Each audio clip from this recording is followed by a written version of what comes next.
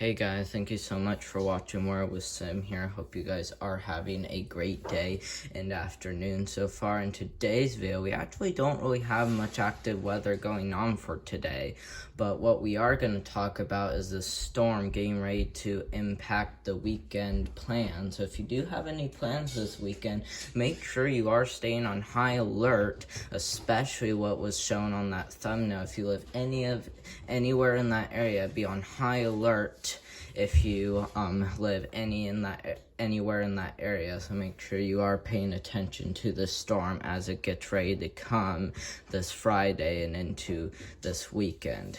So as of right now, we do not really see much in the way of storms today. As you do see, we do have a few general risks. We got one for southern Florida, one for much of Arizona, and a little portion of New Mexico. We even got a little one right here in New Mexico as well. So not really much active weather going on at all. But we will start to see more severe weather threats as we get later next to the weekend, like I said. But as we look at the jet stream forecast, we aren't seeing much in the way of active jet stream today. It looks like we might have a few active ones, but definitely not much in the way of storms with those. And we do take this forward. I do see this continue strengthening, but this one right here, you might think is strong, but it doesn't sound like we're really going to be seeing storms with this one. But then as we take this forward, here's the main one we need to watch for. As you see, these are the one we need to watch for. As you see, we got that one right here up towards Michigan. As we get a little bit farther, as you see, it continues to strengthen, okay? Most models are saying we are going to see the highest impacts up to the north, but as you do see, we are gonna see a small jet stream down here too. So it just really depends on how this is going to be like, because there is gonna be a lot of uncertainty on how this storm really wants to play out. So don't get really in the hang of this, because there is going to be a lot of uncertainty about how this really wants to play out. But as we look at the Climate Prediction Center outlook, we're going to go to 6 to 10 day outlook. We are seeing well below average temperatures for much of the central and eastern United States. We are seeing near normal for the East Coast, and we even are seeing some above for Florida and Maine. But out to the west, we are seeing some chances for above average temperatures. But this is going to be something to watch closely, okay? But we are also seeing some chances for above average precipitation out here on the east. I wouldn't be surprised if it did extend farther west, because I'll talk about this in a minute, but we will be seeing higher rainfall totals possible for northern Indiana getting into Illinois and even Iowa and Nebraska. So I wouldn't be surprised if this did extend farther east, even to include some of the Mississippi Valley too as well. So I wouldn't be surprised this did choose to extend more east, but yeah, we'll have to keep our eye on the storm. 8 to 14 day outlook, below average temperatures for Georgia mainly, but still around that we are seeing a big chance for below average temperatures even for Florida, because I don't know if you guys saw this or not, but that cold front was starting to push through and impacting Florida, okay, bringing pretty below average temperatures, at least 10 degrees of below average temperature. So this is still something to keep an eye on. But we are even seeing much in the way of above average for the western United States. And then lots of below average precipitation for the eastern United States, getting into the upper Midwest and through portions of the western United States, but mainly above for Alaska and even the northwestern United States. But temperature-wise, as you do see, we do actually have a chance for way below average temperatures, and this is two separate, okay? This area right here that is on the left-hand side of that line in the middle right there, that is going to be for the 14th of October, okay? And it looks like it might end around 10/15/2023. So Yeah, so right around October 14th, that's where this side is gonna see a chance for way below average temperatures, and then as you get to the right hand side of the screen, and in this half of it is gonna see below average temperatures on October 15th, 2023. So they're pretty much a day apart, maybe a little bit more extreme over here because this side will have a chance for way below average temperatures on October 18th too as well, so anywhere from October 15th to 18th, while this side is just seeing a chance for way below average temperatures from October 14th to the 15th. So both sides are different, and that's why that midline right there is separating two different areas. But I do want to talk about something, okay? So as I'm not going to be reading all of this, I'm going to mainly be reading and telling you guys the main thing you need to remember. So let's see. As we look at this is going to be for Nebraska and Kansas. It says hail may occur with the strongest cores that can develop as deep layer shear should support updraft organized primary concerns, and potentially limiting factors at this point are the modest low-level moisture forecast and related weak instability. And as you see, top of this still remains too low to include a slight risk of severe weather at this time, but parts of the central plains on one day, but at least low severe weather probability occur. So, I mean, it's possible that we do see a chance for severe weather, but definitely not a slight risk, and this is going to be for the central plains, okay? So just be aware of a marginal risk if you do live in the central plains, and that's most likely going to be for day 4 or 5, okay? And then as we get farther down south, it says on day 5, it says some potential evidence Thursday afternoon into the evening, cold front, dry line. Like I said, I'm not going to be reading all of this because I don't want this video to be too long, but let's see.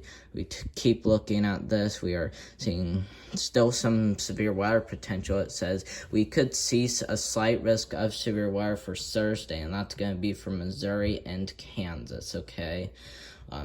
So just be aware of that. And then it says, I'm going to be reading all of this one because this is something I need to keep an eye on too as well. It says the upper trough should continue eastward across the Mississippi Valley and the Midwest on day 6, Friday. Uncertainty regarding suffix instabilities to support surface-based thunderstorms becomes even greater at this frame, but enhanced low mid-level flow with the Mandarin cyclone could support some strong damaging wind potential with any thunderstorms that can form across the Ohio Valley. So I'm just going to be honest with you guys, on Friday, this is going to be something we have to watch for the Ohio Valley. And that's the main concern for this storm, okay? It's going to be the Ohio Valley, the Midwest, and even parts of the plains, okay?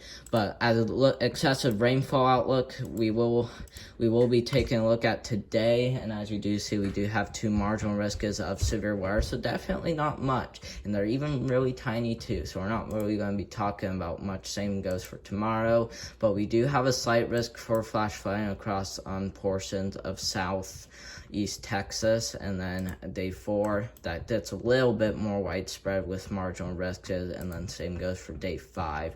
But we're not going to be talking about this till we get closer to the weekend because the weather prediction center doesn't totally know if they need to issue a slight risk or not. But I would say they really need to, because from now to Monday next week, we do have a ton of precipitation. So I'm going to say this one more time. From now to Monday next week, we are seeing a lot of precipitation, okay? Especially for the northern United States. And as we look at that, as you do see, that's what that marginal risk is for. And as you do see, just look at this, guys. 4 inches of rain, absolutely widespread, okay? Widespread 1 to 3 to 4 inches of rain in a lot of the northern United States. And I wouldn't be surprised if we did see an inch of rain occur in the lower Ohio Valley, because, I mean, that's where I live, and I really need to pay attention for the possibility of more rainfall. But I mean, whether you live in this area or not, make sure you are being really aware of this storm, especially if you live in the Northeast, the Mid-Atlantic, the Ohio Valley, getting into the plains, getting into the Central Plains, and then getting into the upper Midwest, and even portions of the Midwest too as well. So something to really keep an eye on. But we will keep going over more details as we get closer to the weekend. And I did forget to say, Florida is seeing quite a bit of precipitation too, and same goes for the whole southern part of the South region, okay? But as we look at the the active warnings, as you do see, we actually do have a frost advisory in effect for much of Wisconsin, pretty much all Wisconsin, getting into portions of Iowa and Minnesota, okay? We even got a freeze warning too as well, so something to really keep an eye on. Same goes for West Virginia, where we do have a freeze warning too. We even got a frost advisory for portions of the Appalachian Mountains, so definitely something to keep it on too. But we are still seeing fire weather warnings in effect for the South, so I'm not really surprised about that anymore, especially because I already explained that in the last video. But we even do have some rainfall warnings and wind warnings in effect in Canada. And it looks like we even got some storm surge warnings too as well for Canada too as well. So like I said in the last video, we are seeing higher impacts in Canada than we are in the United States, but we still saw some pretty decent impacts to Maine yesterday. So yeah, I'm pretty sure that was yesterday is when we really saw the impacts, but it's finally headed off into Canada. But we look at the GFS model. I'm really surprised this actually goes all the way until the end of October. But we're going to go all the way back to today, which is going to be for October 8th. Okay, so we're at 1 p.m., which is about this time. We're going to take this forward, and as you do see, we are starting to see some pretty active storms come in, okay? So this is going to be for October 13th, which is going to be about this weekend. We're going to take this forward. We're going to take this more forward, and as you do see, it does look like we could see some pretty heavy rain for places like Michigan and Wisconsin. But as we take this forward, I see that head out, and then we are seeing another chance for storms. Really sorry about that, but we are seeing another chance for storms as we get into late October, which is October 20th, and as we take that forward, looks like most of the United States could be cleared at that time. But before this video gets really long, I do want to show you that we do have below average temperatures for pretty big area of the upper Midwest, but above for much of the eastern United States, getting into the western United States. We're going to take this forward. As you do see, that starts to get down, bringing some pretty below average temperatures for October 7th, which is 2 days, oh, sorry. I'm really sorry, guys. I actually forgot to go more out. I mean, October 8th is when we're seeing much below average temperatures for the eastern United States at October 8th, which is today. So I'm really sorry I messed that up earlier, but we're going to take this forward. You do see we just continue to see below average temperatures for the eastern United States, while we see mostly above for the western United States, while we even are seeing a cold front come through.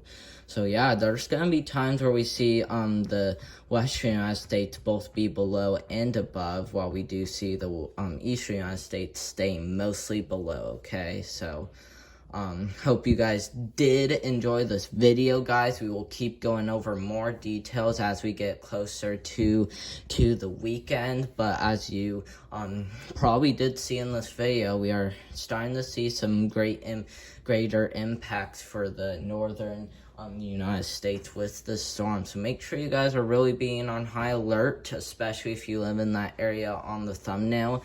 And I hope you guys do have a wonderful day, and make sure you guys are getting ready, prepared, and even staying safe this weekend as that storm comes. Staying safe next weekend as the storm comes. So yeah, make sure you guys are being aware of this. Bye.